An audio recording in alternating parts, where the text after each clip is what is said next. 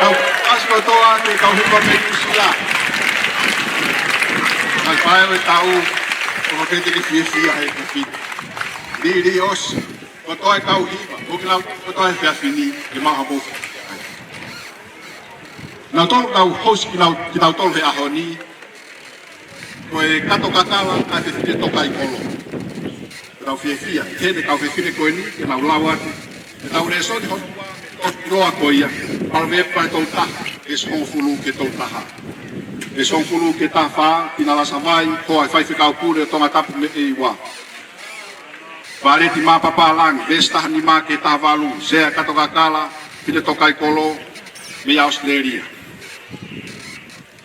Veloni kavak, vesta haivak vesi wowa, okon sketari, katakakala, a whine Tokaikolo i Tonga. Vesi wa tolu ke vesi wa ono, e vai tai, kawalu, sea katakakala, e Tokaikolo i Hawaii. Koe vesi wa fitu ke tolu taha, o ilisa vesi hala, sketari, katakakala, a whine Tokaikolo i Nusila. Hanga ki kau whine koe ni, kau mai, ai rea i mea palope mai hongo fulu mai tolta es hongo fulu ki tolku fulu mata palope vai tolungo fulu mata ha es hongo fulu ene os ai au peno fakalea ko e wai fifita ko hai tene mau he ko hono mahu inga o kuhulu I he makakula koloa. O palala kia teia ai loto ono hute pātini. Pea I he taupa ao e mau koloa e kai tene masi. Koe lele I tene pai maana o I kai koe kovi. E ngahi aho kotoa o ene mo ui. O pune komi fulu I sipi o karakesi. O ne ngau hia aki hanima fie ngau. Koe waka whakatau tofu peia, ene omi ene mea kai, me he Maamafo'ou.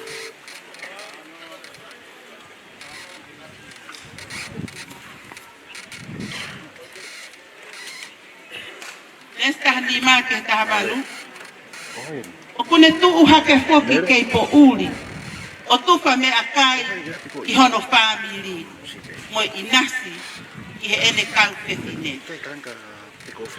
O kune whakakau ki ha konga vau, o whakatau ia. Koe paanga o kuhu mai ki he ngā ue, a hono nima. O kuto aki hangoe vaini. Ko hono no o wala koe whai ngāno i. Pea o kune whakapeweka hono nima. O kune sivi tāko fua lelei ene whakatau. Tālu ai o ku ikai mate ene māma i he pō.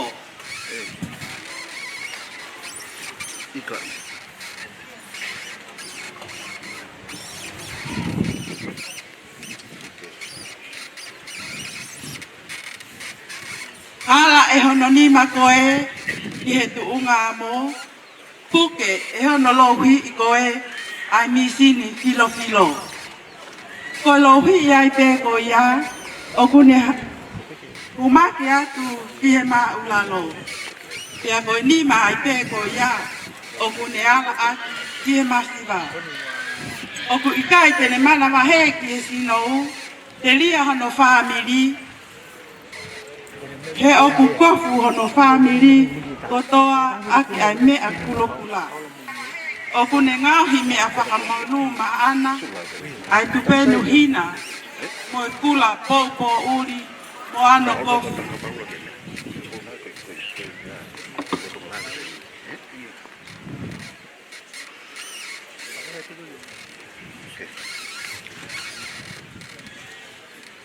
Koe tangata iloa hono Nusipepa i he Tokaikolo. I ene nofu mo mātua koe whanua. O kune ngāhu tupenu sote o whakatau. Pea kune atu noko i kau kinisia. O hono wala tākai koe Maamafo'ou koe tuunga maholunga. Pea kune kata i he koe to ono ngutu koe koto. Pena e nofu kai rao o wha i ono tunga e leo.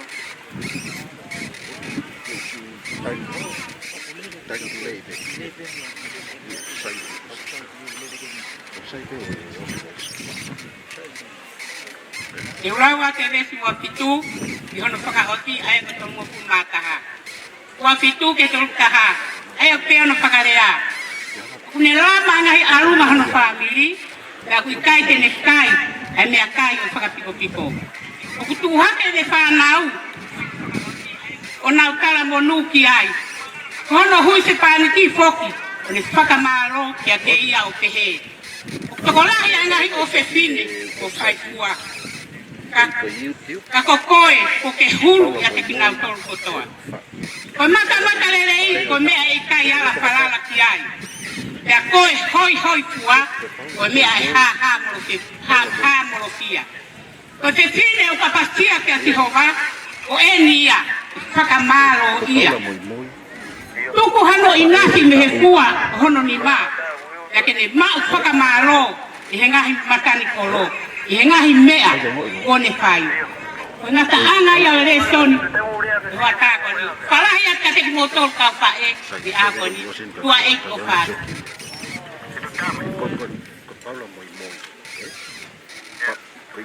Le soni hono tolu. Au ia mi malanga e ngā ia mātiu mai nima, ves tolu ki e piki, se i filosofia, ves malu te tahua, lai ni Maamafo'ou. Me tohe ko ia, speeches that change the world. Uneanga lisi e ngakilea, loa taha mo maari e taha he mamani. Ko e lea whika uraki ai malanga hoi a sisu he munga. E ai ka taha tene whai ha lea maari e mo malanga maari e pehe he mamani. Lahi ahi lea maari e, kai taha pe lea wiri ui, ai Polokalama. Tau whanongo ki ai, malanga he munga, mātiu wahi nima. saya tengok teks kan. Telepon dia ingat. Dia telepon dah ingat.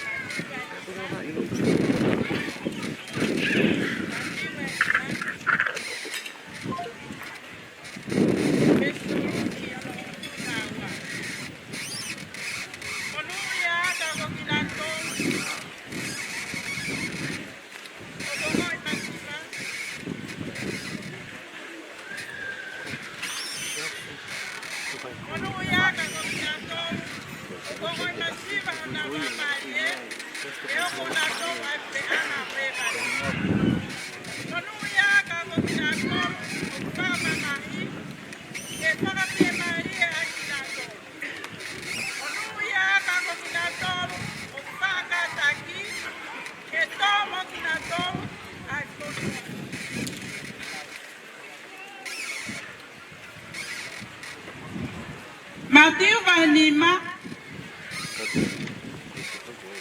Best Dolo, you know, full mawa. You know, Faria.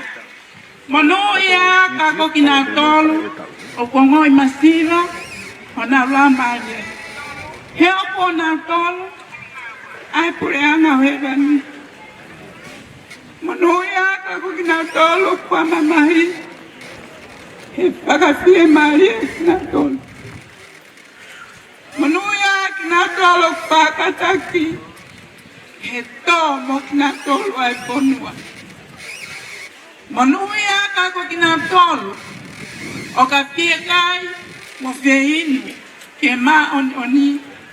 He pagamako na ya Kinatolo. Manuya Kako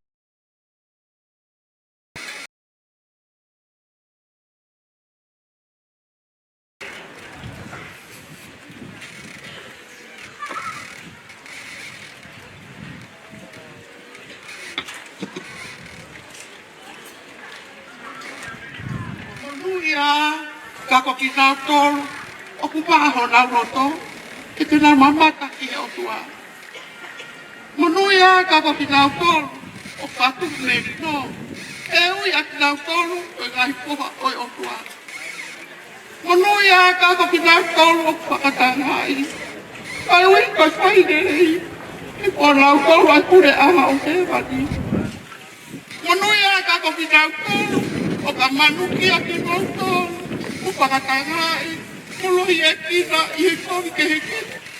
Oi ko. Mau pia mo kai lagi tau. Elai ho mo ko di hebat. Elate mau pakatangai. Ai tau palo kita. Ai ai.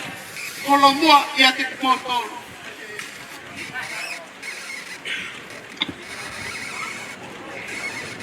Imo ke pai tau lotu. Motor ko YouTube address Paula moi tot fai o tau Paula moi tot fai o tau address ia te ke makwai motor ko YouTube ke lava ai fa mafola ko ni mia e fai tau lotu fa hoka tu e fai fikau se a Australia o tu hiva ma papala lotu tapo aki ien o tau fiohi tapo aki ai pe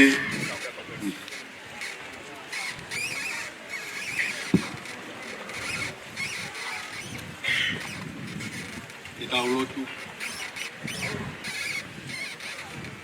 O tua ma ai a fiona ko o tua ko e mau tamai ko e tamai o pa mo oni a fiona o ke hanga o whahai mo oni o wha i hapa mai ko ia ho alo to peta ko sisu Christ e hapa mai o te kia e kolosi kai whai ai ho mau wha mo ui o mau kau ke mau whawheta o mau kau ke whamalo ke mau tu gloria ke a fiona a hawhio koe o tua koe o langi e koe o tua ke whatupu ai mea kotoa pe e mea ke mau tolu whahinga i tangata a ke mau ki mau tolu he imisio a fiona e koho whina ngalo E mau kosyo ibisi mga tunga yung alo ko Jesus Christ.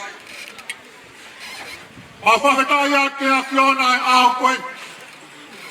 Aho na ke hanga o potutu ka me kilkilua. Kai whahoko ia ka mo ki mautolu. A whie si ngai wha e koe. Wha e toko hoku maua. A koe whakaponga i ngai wha e o e tau. E ponu ai ho maulo to e pesia. E mau whasetai ki a Fiona. O hui koe ngai wha e. O nau ofa mo oi ki a Fiona. Oi kai koe nau tolu pe koe ni. Koe ngai wha e koe no pe. O nau ofa ki a Fiona. O koe o tua e nau kolora. O koe o tua e nau amanaki. O koe o tua e nau ngawe. E o koe o peiai e nau kokui. E koe mea kotoa pe. O kupoa tutu e a Fiona o wharatau ki o kirangalo. O he tai ai ke tai ngata ho maulau mari e ao koe. Awa lolo yo ao e hoa koe. Ieni ai hoa e ki. Ieni pa moi Palestini, pa moi Siasi.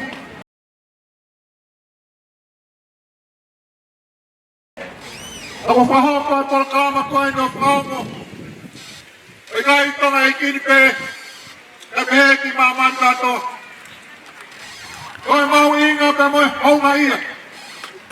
E ofa e a Fiona. Koe tai mo whakita. E mo ane e tala ku mau whanau ki ai e Polokalama. Ako mau inga nge ngai wha e. Koe haha koe mga koloa he mamani koe ni. E nau tauanga. E nau ngā ue. Kai potu atu e nau ofa ki a Fiona. Kara mai e Polokalama. Koe ngai wha e. Ui ngai koe mata lerei. E ui ngai koe hoi pua. A koe apasia ki a Fiona. Koe tai ke tai ngata ho maulau mari e. I koe ai e nau ofa ki a Fiona. Nau apasia ki a Fiona. A pau papalo ai ki a Fiona. Koe tai a ki o a Fio. I aho koe ni uko mau ieni. E ke ngai whaniri. Mau whamalo langi a ki a Fiona. Nau mai a kumpuri a me a Fiona. Koe mau koe ai whakahiki koe ni.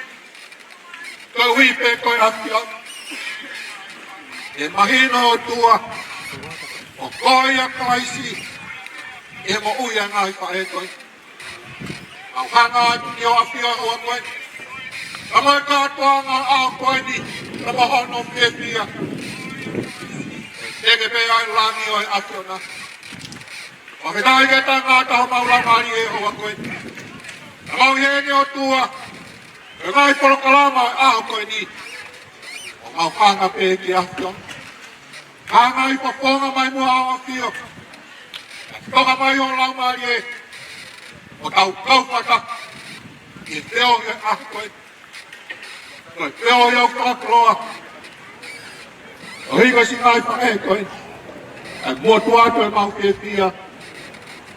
O hiko e a Fiona. E maho o tutu e ne. A mai maa whawhi o mau hana ki a Fiona. A tau maringi o whaho mau ngai lot. E lau mari mau moni a Fiona. O koe atu e mau Fio. E moi Polokalama aho koe ni. E o ai pe langi. E moi ngeia. E moi gloria o tana. O tua maas Fio mau hanga toi pe ki a Fiona. Hanga i poponga mai a o Fio. E teo ko whai ao no whao. Siasi ma pe te ngai whamiri. Ai honga ia e au whai a Fio. Au whotu i o ao e haua koe koe whaftaila.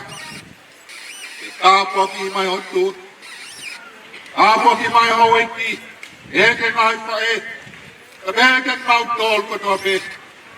Tāpua ki pe moi ofu. Ata mo ki mau tolu he hawa kai. Ata mo atua ke ilo ya ho eiki. Ege singai fae. Ege mau tolu ko tua pe. Apa wai ha palo. Oka wai ke mau falang lagi ya tona. Aku ngai ho alo po si supply si. Ako mau Maamafo'ou ere.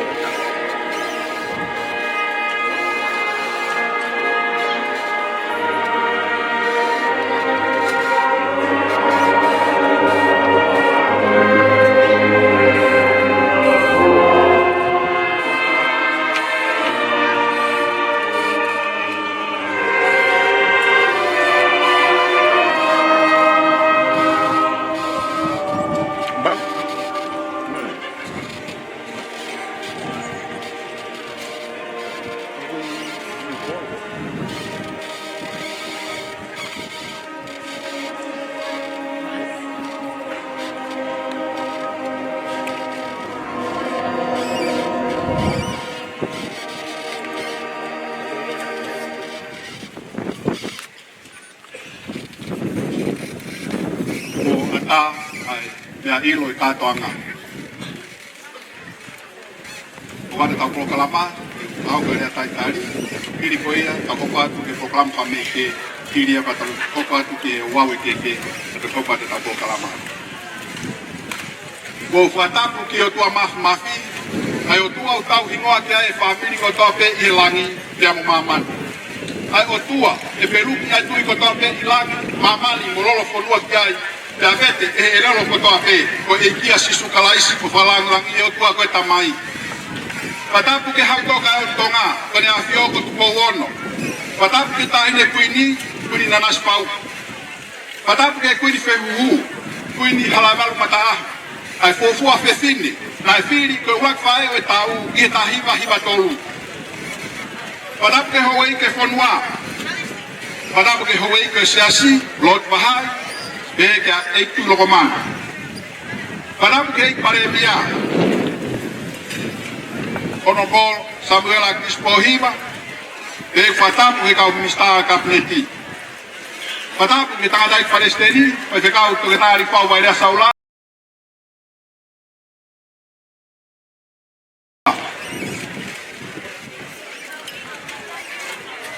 Patapu ke fatongia he lot ka faung makatari Muhammad Apule.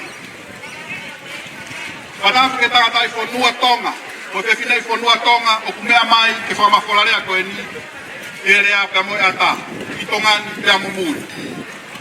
Watap make ke kau whewhine koe e toko tahaua o whiri e nau hoko koe whae o e tau e wawhe tahani ma. Padapu ke fae tonga ko tope. Me funga vai lahi me ni Maamafo'ou. E piwa tafahi me tafahi. Vai ko ni toa me ni toktafa. Padapu ke fae tonga ko tope me lola halai baru. Mo fu fotofata mafana me baba. Ngai fae ko tope me foi one me o tapai meu. Me e funga fonua pa mo tonga e. Mo fae tonga ko tope. E otu muri o gua tu kiai a whakauhaan. O mou aho en, ka homo Polokalama en, a Polokalama ko ia, o whae o tau. I e tau ni, wāwhetaha ni mā, o lama ne tau e o hulu māua, hulu whalere o Polokalama, whae o tau. O Polokalama, whae o tau, o Polokalama e a Nusipepa ofa ki Tonga. E whiri ai, tani i, e nau hoko, pe kau whahofonga, pe kau whae tonga ko toa pe, ki tongani mumu. O whameite koe aho ni, o whahoko ia he tau tupu, kahau koula o Tokaikolo. Pea koe teu o mea ilo, koe teu e ngahi poloa, te katoa ngā, teu ia e kau whewhine, kato kakala o Tokaikolo. Koe hea uhinga Polokalama whae o tau. Koe ne tau mua, e whakatoa ngai makehi, e tau anga, o family, Siasi, mo fonua. Ke whai hana tokanga, e nau tu pepe i mui, o seri whakalongolo, e taimi lahi pege whamalo ia i whakatokanga. O mone mone, tu kai koha Polokalama si i whae. E peti presente te au, i whanau te koha pehe o tonga mumuri, o le reitaha i nau whae. E tau mai ai halai, e kia te kita, ko te whae, a le reitaha, e ngahi whae katoa, koe mamana. O whiri, e Nusipepa awha ki Tonga. E ngai whae tonga. Ki Tonga ni mumuri, oko ia, koe le kauhero. O mre peka o lami ke mea koe ni, e tauni. Tau lahi ene no tālangai, a mea koe a koe sitoa, ki Tonga ni mumuri. E kau e Siasi koe ni, ono whakawhepaki mālo, te ataki he ngahi laka.